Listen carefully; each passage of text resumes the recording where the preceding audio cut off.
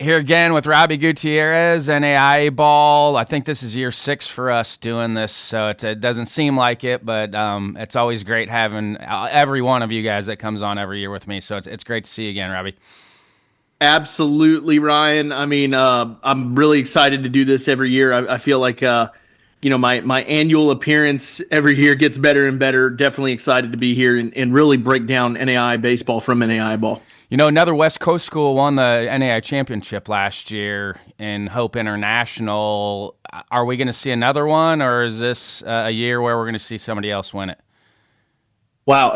So last year, I feel like the last 2 years, we've really seen a West Coast team just catch fire right when they had to, right when they needed to catch fire. And I think that's half the battle, when you're getting into the postseason. It's being really, really solid when you need to be really, really solid. And we saw HIU just click on all cylinders in the postseason. I actually think that my preseason prediction to win the national championship, now I've only been right off the bat one time. I want to say it was 2018 or 2019. I picked Tennessee Wesleyan to win the national title. I think they started the year at number 12 in the nation. They ended up winning the national title. My pick this year was not a West Coast team. It was, you could say East Coast, but they're from the South, kind of right in the middle of the country. So I went with a different feel this year, but it would not surprise me if one of those teams out in the West Coast gets hot. I think HIU is another team to watch again to get back into the national, back into the national tournament, back into the playoffs, and really have a chance to go back to the World Series. And once you get to Lewiston, anything can happen.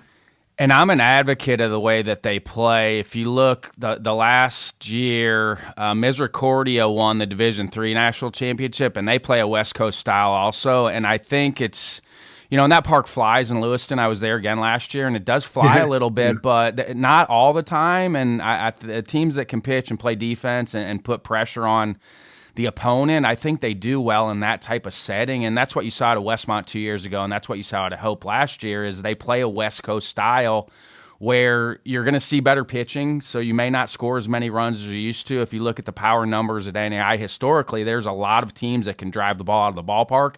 That's not always going to play when you face the better pitching that you're going to see. That's something I talked about it this weekend with just parents when I go out to these games and I get out to these games. What does it take to win a national championship? What does it take to get to the World Series? And so much of it at this level is just depth, and we really see it. And I'm not talking like just scratching the surface depth. I mean, I'm talking like your 6th or 7th kid in the bullpen has to be solid, and really we see that from a lot of these clubs. And then you get to the World, it's about getting to the World Series, and then you get to Lewiston and you provide, you rely on your horses over and over and over again. You go back to your horses. You're never going to have a kid, and I lived it, you're never going to have a guy say, I'm not ready to go today in the World Series. Like, I'm ready to go. I'm ready to play ball right now. Like, what do we have to do to win a national championship? How do I go out there with my brothers and create a memory that's going to last forever? We see that relied on a lot. But again, like you said, that West Coast style of baseball has just gone out there and been triumphant in the last 2 years. And we've seen a lot of success from it. It would not shock me. I don't know if it'll happen this year, but it would not shock me to have one of those teams really be super competitive again. It seems like a lot of the same teams have been there, year in and year out. Are we going to see any new teams have an opportunity to maybe make it this year? Oh, I hate to have a lot of recency bias, but I was just in Victoria, Texas, watching UHV. I have no fear in saying this, that their pitching staff is one of the best in the nation at this level, if not multiple levels. They've got some arms that are truly, truly elite. That would be aces on many other clubs, not just at this level. And I think that if they can, keep everybody solid, they are going to be a really good ball club and a force to reckon with. I think this year the playing field is going to even out just a little bit. We'll see a little bit of less of a gap between those mid-tier teams and the upper echelon. So just based off of recency bias, I really, really do think that UHV will likely be into a team to watch and a team that could do some really interesting things. It's crazy because the Red River Athletic Conference has a good baseball history. And overall, it's got a good baseball history. The last couple of years, it's been okay, but you might have the number 1, number 2 pitching staffs in the nation at this level in the RRAC overall. Because you had Brady Parker as your pitcher of the week last week, correct? Yeah, he threw a no-hitter against Wiley. He was up to the mid-90s from the left side. He's solid. I got to see John Jones this weekend. I mean, the definition of competitor, and really just he stepped off the mound. My favorite moment. He stepped off the mound in the 4th inning, vomited twice, got right back on the mound, and struck the hitter out. He was definition of guy who just does not want to come out of the game, didn't want to see the trainer, didn't want anything to do with it, got back on the mound, and was like ready to go. And after the game, when I talked to him, he was like, "Yeah, just a little bit too much Gatorade this morning. Heart rate got too high. Just too much going on." Yeah, just too much going on. But he's really solid also. A guy that's working that high 8s into the low 9s. I mean, all of their they had a lot of arms that were really impressive. Central Methodist, who I got to watch this weekend as well, a lot of arms who are really impressive in an offense that can slug. And you got your top 25 out. Pretty standard for you as far as what we've seen in the early going, as far as who you've picked in your top 25? So the coaches poll has come out. Our top 25 actually will be released later this week. I can tell you that it's going to be pretty straightforward with what the coaches poll has. But the advantage we have is this didn't release in November, okay. And so I can tell you there will be some changes. I would when ours comes out Wednesday or Thursday of this week, whenever we're as we're recording this, Wednesday or Thursday of the week that we're recording this, I would expect 3 to 4 new teams in there. And for people that are wondering, you can go on our website and see the coaches' polls. So since collegiate baseball is not around anymore, you can go on the ABCA, abca.org, and see all the coaches' polls for every level. I like that our coaches are involved with the voting portion, and nothing against some of the other polls out there, but I do feel like the coaches have a pretty good pulse of who's got players coming back that are going to be decent. So I think our polls that we have on the website are pretty similar.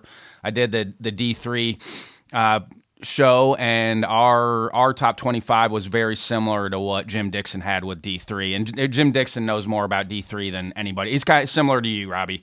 You know more about NAIA baseball than anybody in the country. Jim Dixon knows more about Division III and the history of Division III than anybody else in the country. It's good to be compared to great minds, so I'll take it. Who you got playing then? So if you had to put your Lewiston bracket together, who do you think's going to make it? Oh man, that's a tough one. I think that Tennessee Wesleyan, I think talent-wise, is just super deep.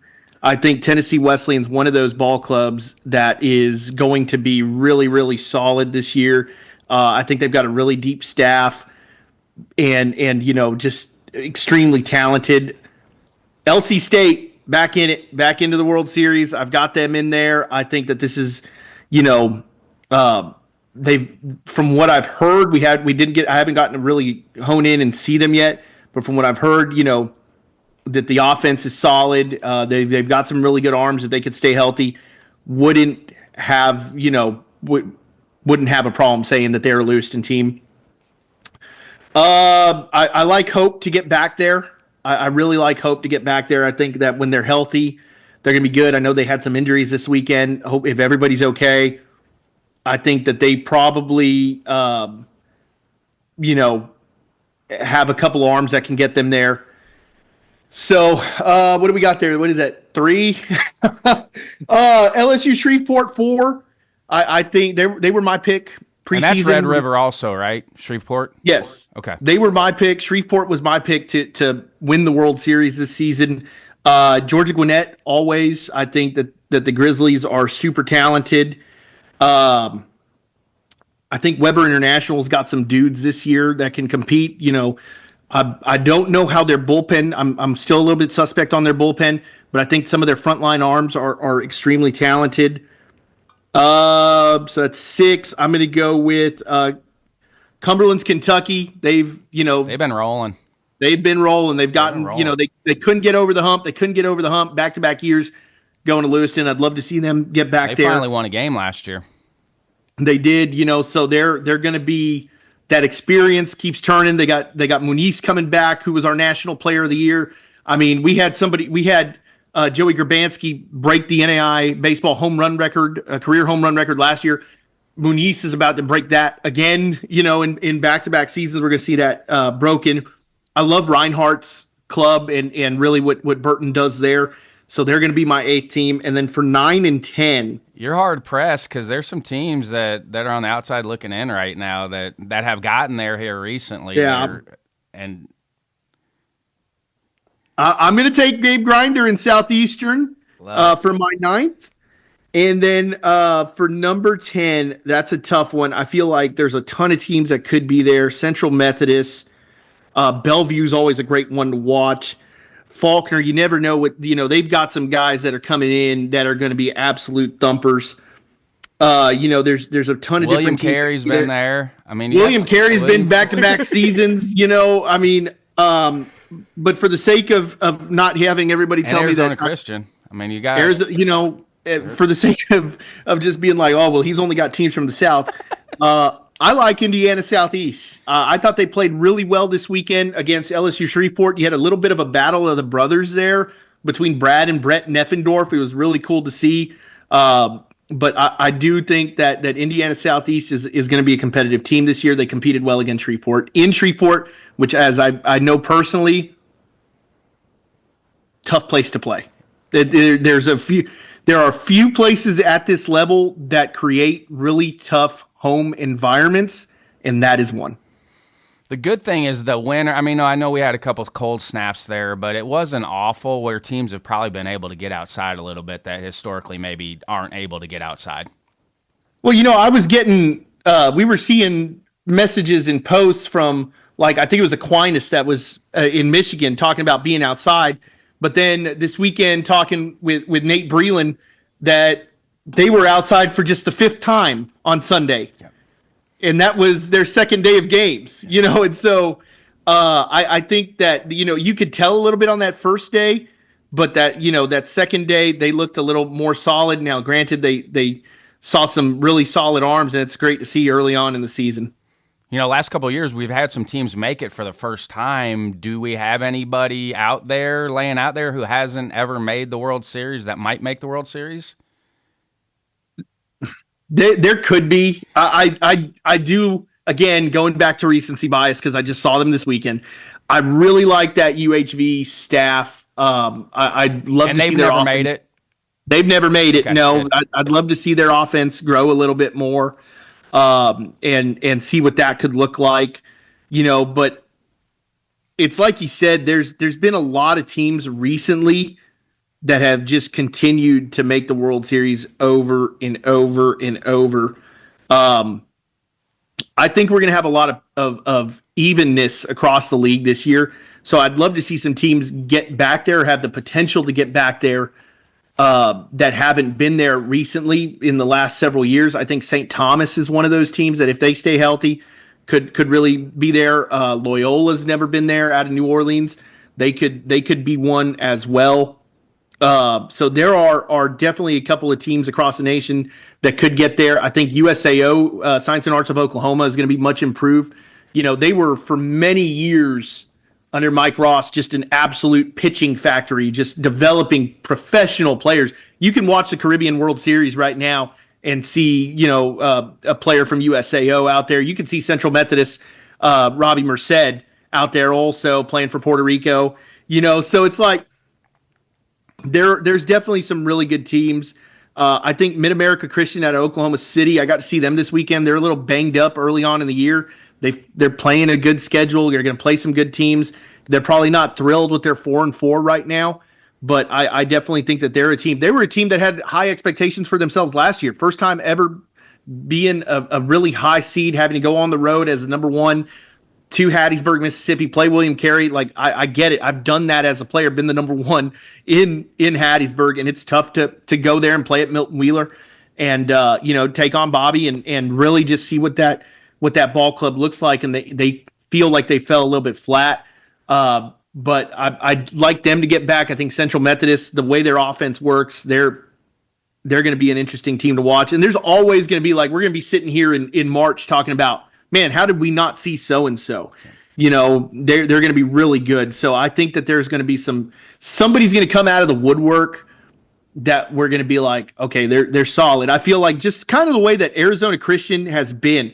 Arizona Christian, good. And then last year, it's like they took a jump, and they go to the Lewiston opening round tournament. And you think, oh man, we got the Lewiston opening round tournament. Like, the odds are already stacked against us, and they did something really great. They were able to be competitive there, won that opening round tournament, got to stay in Lewiston, go to the World Series, and they were competitive there. So there's always one team that just jumps out and surprises you. Do you feel like the tournament's in a good place with the opening round? I know they switched it a little bit here the last couple of years. Do you feel like it's in a good place as far as who gets in and who advances? So if we look at the whole encompassing tournament from start to finish, I am a big proponent of this tournament is fantastic for what we want to do. I think that we are really, really, really, as a league, overall tournament-wise, like the way the tournament is set up, outside of Division I, in my opinion, it is the next best thing because we're not bound to regions. And I get it, in other places that's what they've always done. That's what they're used to. That's what they do. Like junior college, I understand. Like you got a billion teams out there and you can only have so many get to, whether it be Division I, Division II, or Division III of NJCA, the junior college can only have so many teams get there. But I love the way ours is set up. I'd love to see the tournament format expand. So we go to every bracket having 5 teams. Right now we've got some brackets with 4, some brackets with 5. I'd love to see every bracket go to 5 teams or every bracket go to 4 teams, just so we have evenness. Part of that is selfishness because I want to play bracketology. And you're trying to figure out who's got 5, who's got 4, who's got 5. Because the brackets, the better teams get 5 teams in their bracket. And you might be thinking, well, what the heck? That's more. It's like, no, they get to play the winner of that 4-5 game. That winner of that 4-5 game in the morning. Yeah, they have to come back and play again later. And play that number 1 seed later in the day. So, I'd love to see that expand in one way or another. I know that there's interest from a lot of coaches on that. I know that there's also some trepidation about, do we want to do this? Do we want to expand the field? We would be allowing too much of a percentage of the league in. At the same time, I'm a big proponent of going to a Division I model of every conference gets 1 bid. Right now, the way that the NAIA does it is if you have more than 10 or more teams in your conference, you get 2 automatic qualifiers to the tournament. That leaves us right now, when you include LC State's, entrance into hosting an opening round, that leaves us with 15 at-large bids, which is, in my opinion, just a little backwards. The way we do it, you can change it, have all of the conferences get the bid, continue to have LC, which, I mean, let's be honest, either way, they're going to get in there. Is the ball club is going to be really good this year? No exception. They're going to be really good ball club again. But you're going to have that opportunity. You're going to open it up more and continue to have the best tournament possible, making sure. I don't think a 40-win team should be at home, or we're making decisions on this or this, or having to dig so far into everything. And it's like, okay, well, if we open it up, we can have more clubs that deserve to get in. We'd love to see it. And that way you're not rooting against the Cinderella story, because conference tournament time comes around and you're like, oh no, the Cinderella story is happening. But if that happens, this team is hosting, so they're in, and we lose an at-large bid. It's like you shouldn't be rooting against that. Like, yes, we want to see the 9 seed win the Hart. We want to see the 9 seed win, enter conference here. We want that. It's good for the game. Let those kids have that moment instead of saying, yeah, those kids get that moment, but now a really good ball club has to go sit at home. Because at this level, we don't have high major, mid major, low major. Like, it's all one thing. So you can't be like, well, Indiana State got left out or this guy's got left out for SEC. Everybody's pretty much getting on the same playing field, and it's really like, how many teams can you get into your conference so we can get that extra bid? It's like, let's play for the best brand of baseball. Is Adrian Dinkle leaving? Is that the biggest coaching switch of the year? Man, I think so. Going out to pro ball and making a move like that, and we've seen that a ton. And really, I think it's great on the Yankees to make that switch happen sooner rather than later, because this. We get into the spring and it's like, okay, we're starting to fill out minor league coaching spots, and this guy's gone. We just saw Rich Benjamin, take an affiliated job, leave Warner. And I don't blame these guys for that opportunity. If anybody from the Houston Astros is listening, I'm available. So it's one of those things where it's like you jump at that opportunity because it's the dream. I mean, who doesn't want to say they've coached in affiliated ball? And I think it is the biggest story. You're for me, I'm not losing much because that's a personal friend, and him and I talk on a regular basis. But for the league, you're losing a ton in just experience. There's 5 guys at this level, maybe 6. I think for sure. I know off the top of my head 5, and I can probably name at least 3 of them off the top of my head. And honestly, historically, here in the last 10 years, it's your best route back in if you want. And that's what I tell coaches all the time now. Like, it used to not be that way, but now if you do want to try to get back in at some point because your resume looks a little bit sweeter on that side of it, it is your best route to get back in. It is, and we lose a lot as a division there because – like I said, there's only like 5 guys ever who have taken 2 different programs to the World Series. That's a hard thing to do. And he's one of them, and I think there was only, at the time, there's 6 now. I think Jonathan Burton's the other one. So right now, actively, you only have Burton and Jeremy Kennedy that have ever done that. And you had Dinkle, you lose Dinkle. It's a big loss for our game. But we still have just the plethora of good coaches is incredible. There's so many good coaches. I'm glad that Southeastern went out and got Gabe Grinder and brought him back into the level. He's at his alma mater. I mean, I could spend an hour and a half talking about the guys at this level that I just absolutely very impressive. Billy Berry. I'm a huge fan of Nate Breland. Huge fan of Billy Berry. I mean, Brad and Brett Neffendorf and Jeremy Sheetinger and just, my 2 coaches who did a lot for me. The whole reason that this is happening, Jeremy Kennedy and Robert Garza at Loyola and Texas Wesleyan, respectively. Guys that we interact with on a regular basis, like Joe McDonald at Arizona Christian, Bill Neal at Kansas Wesleyan. I mean, there's a list. I'm going to forget somebody and they're going to say, well, you hate me. And it's like, no, it's just, I've only got so much time. Dwayne Monlux at Bellevue. I can't forget that one because I love Dwayne.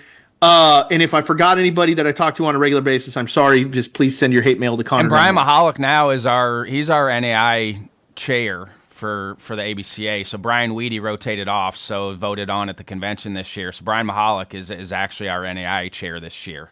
He'll be the chair for the next 3 years and 6 years if he wants it. So I'm happy because I've known Brian for a long time. He and I go way back to the Midwest days. So very happy that Brian decided that he wanted to be the committee chair for the ABCA. You should have no shortage of people wanting to do that. It's a harder job than you think. Like, it's not. Yeah. It's just some people that's not their thing. It's not real time consuming, but there is some time deal with it. And obviously, you got to come to the convention every year. You got to be involved. And I think Brian's going to do a tremendous job just because he's a really good person too. So I was very happy that Brian said yes. Oh, no, please don't make me go to the ABCA convention. Oh, no. Yeah. How terrible.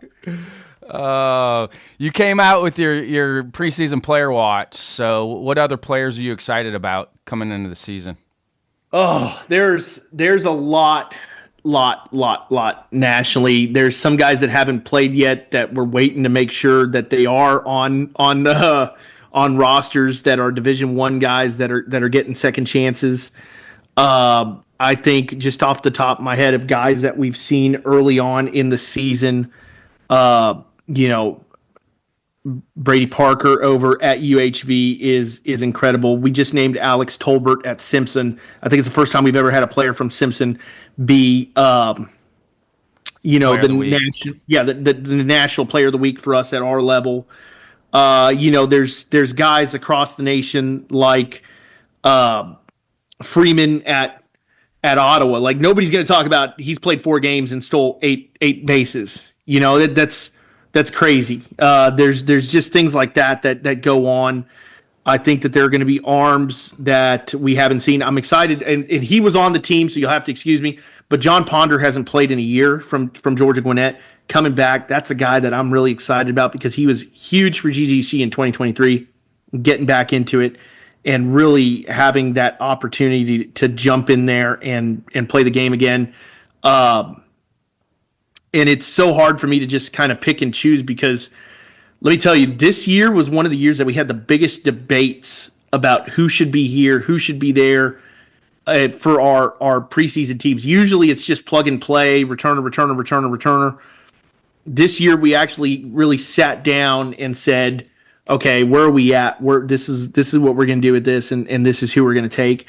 So I was really, really excited to see the guys hone in on that and jump into it.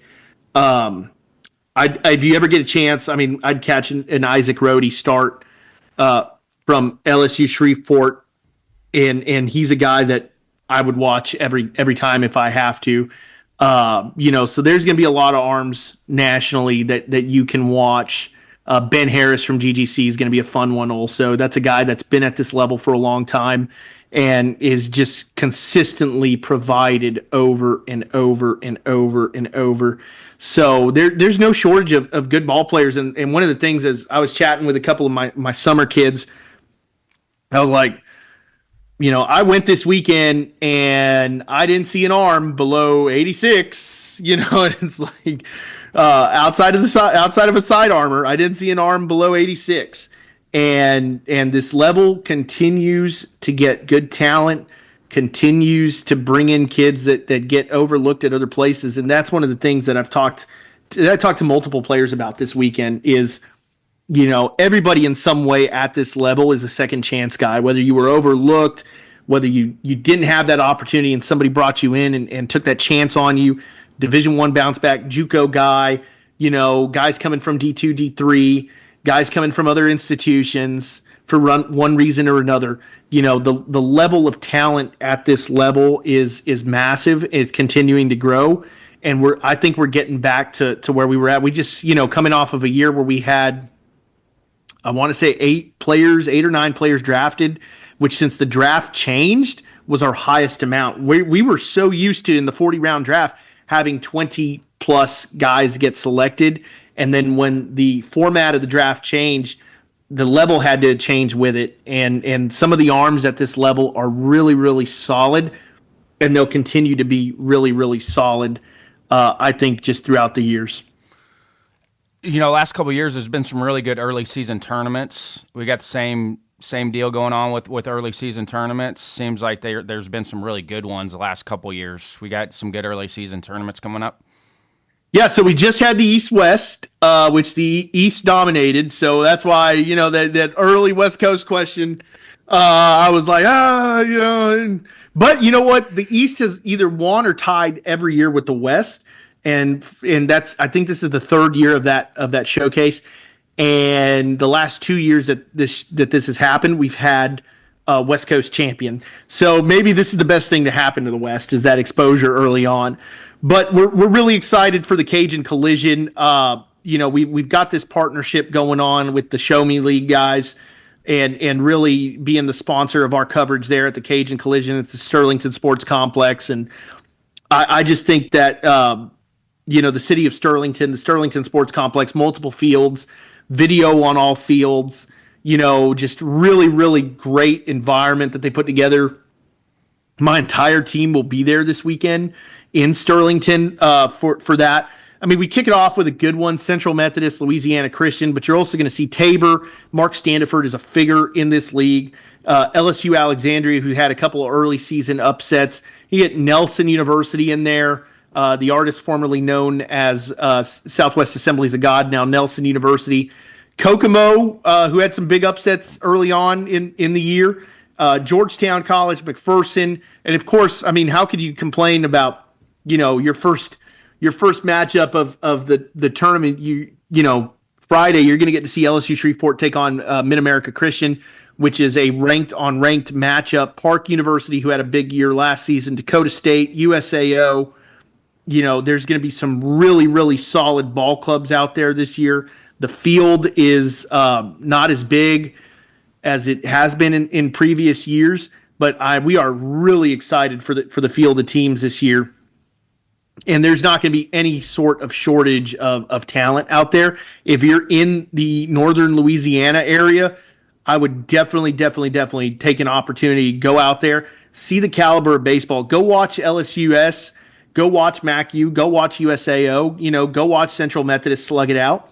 But also take a look at what Matt is building at Nelson. Take a look at Georgetown. Take a look at Park and what they're capable of doing, and Dakota State and McPherson and Tabor. I mean, there's going to be some really great baseball there this weekend.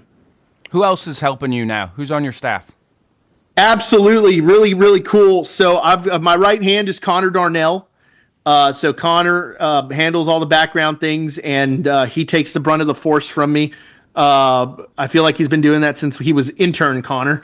But Connor Darnell is a huge part of our staff. He's a Columbia College guy from, there in Missouri, from Oklahoma, and works at this level. And then on top of that, I've got Taylor Thomas, who is a product of Southwestern Christian there in Oklahoma, and SCU, and he's from Oklahoma. And then right now living in Indianapolis, but played in Kansas at McPherson from the great state of Colorado, is Tyler Norris. So those three guys kind of round out our team. Tyler and Taylor host our podcast. Connor does a little bit of everything, as do I. I do a little bit of everything. But that's the cool thing about our team is every single person on our team is a product of this level. Tyler from McPherson, Taylor from SCU, Connor at Columbia, myself, all those guys went to one school. Myself, Northwood, Texas, and Kaiser. And so it's really, really cool to see that these guys all want to give back to the level. I'm much older than these guys. I say much older, but I'm 5-6 years older than them at the least. And I remember the days when my parents would only be able to know what was going on via DAC stats. And these programs are starting to evolve. They're starting to get better. GGC has got one of the best camera, production quality events going on when they play baseball. Loyola's got multiple angles also in their broadcast. There are multiple teams with better broadcasts. It's getting better and better every single year, and so we evolve with that. We get better and better. We've got a partnership this year with the KCAC, where we are going in depth in coverage of the KCAC and really taking a look at what's going on every single Wednesday, except for this Wednesday from the time we recorded this. But every single Wednesday for the rest of the year, we will be live on X with the coach from the KCAC talking about their program, giving them access, giving everybody access to say, this is who we are and this is what we're about. And so there's going to be some really exciting stuff in there when you talk about, every single program is getting that opportunity to say, this is what we're looking for. Like, if you're a recruit interested in coming here, this is what you need to do. And so this is who we're highlighting. This is who our players to watch are. It's giving everybody access to say, this is who we are as a program, and that's what we're doing. It's something we did in the summer also with some incredible guests that we just had from across the nation, through our On Deck series that we're going to continue to do. I mean, we even had our first ever coaches roundtable, which was one of the most nauseating things for me to put together. Why was that? Because these coaches wanted to do it. They wanted to talk about it. But it was like, I hit live and it's like, okay, I've got to figure out how to get everybody. Somebody's got to steer the ship. Yeah. So I've got to run this thing. Somebody has to steer the ship. Right. I've got to run this thing, but I've got to make sure that Jake knows how to get on, that Jake Taylor knows how to get on, and that Jonathan knows how to do this and all of that. And I'm like, all right, we're definitely not ready to do this on YouTube yet, but it's one of those things that we continue to grow. This is our largest intern class ever also. A lot of these guys come and say they need the experience or they want the experience. They're interested in graphic design. They're interested in writing articles. I mean, we've already got articles up on the website that are written by our interns who write one article a week. They're interested in learning operations, what it takes for us to tick. They want to be part of the group for the year. We have basketball players, for the first time ever, we've got, last year was really the first year we did it big. We had we had 2. This year we've got 7, and we've got 2 baseball players, 3, one at Columbia, one at York, and one at Baker, and then we've got a basketball player, at Spring Arbor. We've got somebody who's a student at LSUA. We got somebody who's not even a student in the NAIA, student at Liberty. So we've got, and I'm sorry if I missed anyone, but we've got people all across the country. We've got, we had hired 2 females to help us this year for the first time ever. They're going to be doing some work with us. It is incredible to see the outpouring of people who are interested. It's such a hard decision to make every year on who gets to help us, but it's been exciting to see people buy into what we're building and buy in what Cody Butler started. Love it. All right. Final shout outs and where can people find you, reach out to you? Absolutely. So I guess for my final shout out, I just want to, anybody who's never watched anything at this level, who's never interacted with us, I honestly believe we are the only platform that puts out every single score every single day onto social media. If you have our notifications on and it's a Friday or a Saturday, I'm so sorry. But we do this because, and some people have asked me why we do that.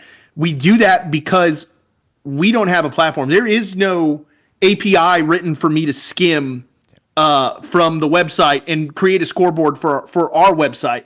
There's not. This doesn't exist. We are the scoreboard, and it's tedious. I have to give credit to my guys for continuing to buy into the system because, you could see that daunting list on a Saturday. I mean, just this past Saturday, we had 140 something games on the list, and say, nah, we don't want to do this. We give up. But at the same time, we're doing that score, and that kid might be the only time that he gets highlighted all year. It might be the only time that he gets any sort of recognition all season long, and that's what we do it for. That's we how do D1 baseball started, by the way. It is. And that's how they got their. I mean, that's how they got going, is because they were really the only place you could find every score you wanted to for Division I baseball. It is, and we're building that interest. We just hit 40,000 followers. I think we've already grown several hundred since the season started. We're excited to continue to build. If you've never checked us out, if you've never listened to the show, I mean, we are highlighting players constantly. We're talking about the growth and the talent on the level. And at the same time, we are all about this level of baseball. We all either played in it or coached in it or love it. I'm a true believer of the talent and the people and the coaches and the players at this level.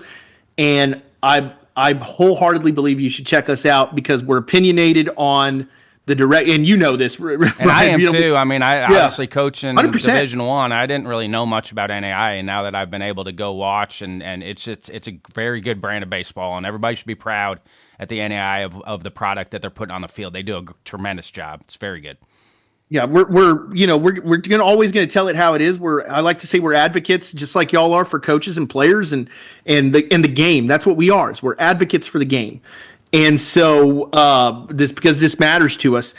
So that's the thing. If you never checked us out, I encourage you to do so. I encourage you to watch us and take a listen or follow us on X. So you can find us across all major platforms at NAIA Ball on X, Instagram, Facebook. You can check us out on those three. The podcast will be starting up this week. Our first top 25 poll will be starting up this week. I have to give credit to everybody who's been a part of this. NAIA Ball was started in 2017 by Cody Butler, who's no longer with us. He's one of my best friends in the world. I have to thank Mickey and Melissa Butler, his parents. I was just in Atlanta in October with them, sitting down with them, talking about where the direction that we are going in, and updating them on what we're doing every single year. They are listening. They are paying attention because this is their boy's legacy. Then their boy Cody was one would of be my. proud of you, by the way. I hope so. Cody That's what I carry with me every day, and I do this because of him. And so I think that everything we do is for Cody. He loved this. He loved baseball at this level. He was the most rabid GGC fan on the face of the earth that will ever be. He was and is and forever will be the foremost authority on NAIA baseball. I mean, he could pull things out of a hat, like just remember things from years ago. I mean, he made what I know look minuscule compared to him, and we do all of this for that purpose and to continue his legacy, as well as build on the brand of NAIA ball and continue to build NAIA baseball up to a level that is never seen before. And we were the first one at this level, the first outlet to really hone in on what's going on. And now we've got the NAIA Hoops Report. You see NAIA football. There's things I've seen: lacrosse, softball, soccer. I mean, it's really cool to see because for so many years it was underserved, and we're not to that point anymore. And so people love this level. I've got group chats that blow up, about Kaiser baseball, and things like that. I've got coaching friends group chats. I've got my two coaches that I played for, that will text me things that, like today when we were choosing player of the week and saying, hey, you should look at this guy. Not even always their own player. It's like, hey man, this guy went off this week. And so, there's so much camaraderie at this level. And there's so much want of this level to continue to be great and continue to produce good baseball. And that's what we're here to do over at NAIA Ball and continue the legacy of Cody Butler each and every day. Thanks again for your time, Robbie. You crushed it again. I appreciate you, my friend. Thanks, Ryan.